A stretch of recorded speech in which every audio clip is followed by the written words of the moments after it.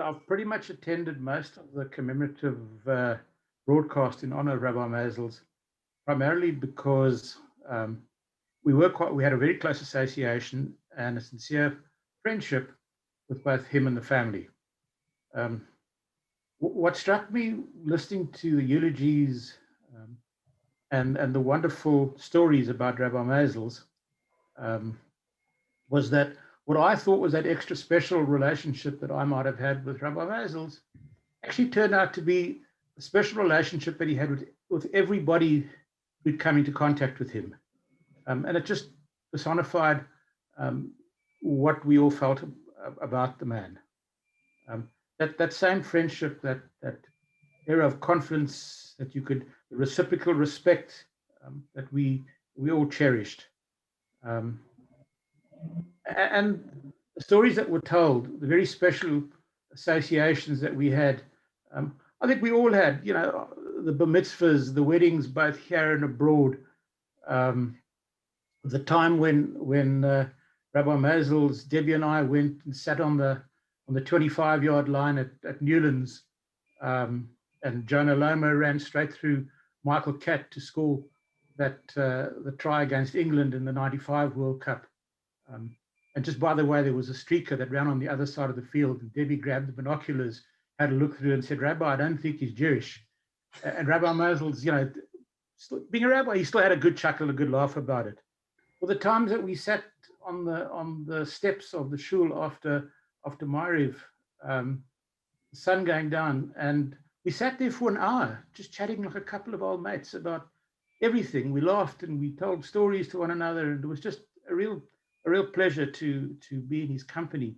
Well, the time he popped across to my place, we were both needing to fill out our applications to renew our British passports.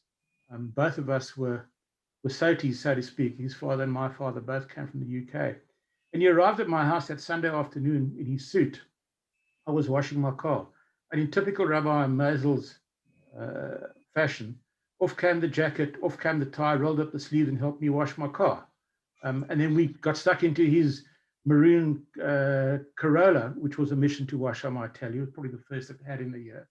But there were just, some wonderful stories that I've had with him, and a lot that is similar stories to what all of you had. And I've kept those stories, and if I may just take with poetic license a description out of from computer technology, all those stories are saved on my hard drive. But the one story I really want to tell you is we were living in Camps Bay and had recently joined the Camps Bay shul.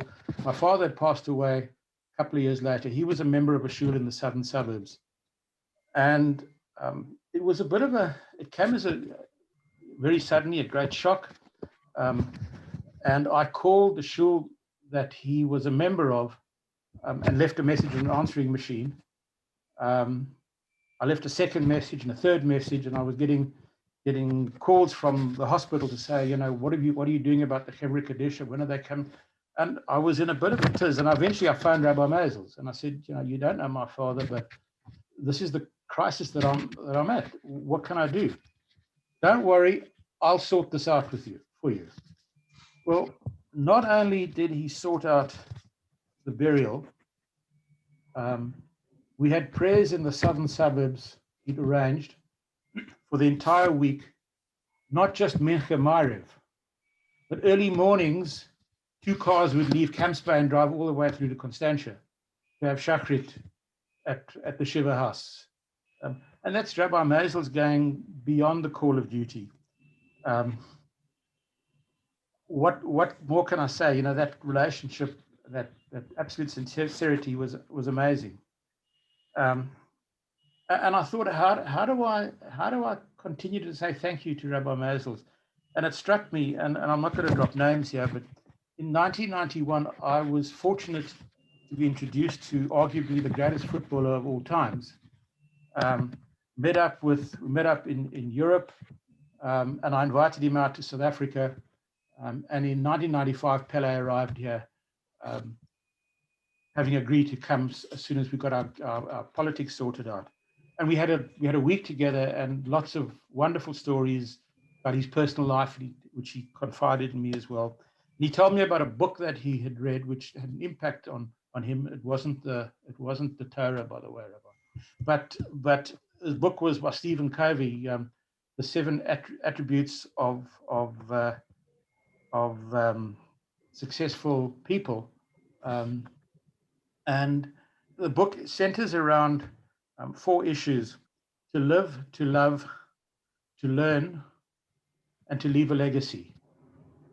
And I mean, Rabbi Maisel having ticked every one of those boxes, and the book sold 25 million copies. So if you haven't read it, I'm sure you'll still find them available. But it was really a fantastic book. But it was the legacy that I wanted to try and maintain my relationship. And it wasn't just about remembering Rabbi Maisel's during Shiva or Shloshim or in a year's time in the Yortzeit. It was about remembering Rabbi Maisel and what he meant to my family. I left out the part where he buried both Debbie's parents and mine as well. And it wasn't just that. It was about how can I remember Rabbi Maisel's and see that wry smile on his face, that smile of satisfaction. And so I've decided that I'm going to take on one extra mitzvah, that every time I do that mitzvah, I will remember him, and hopefully it'll be daily. Just something that to say thank you to Rabbi Maisel for making a difference in our lives.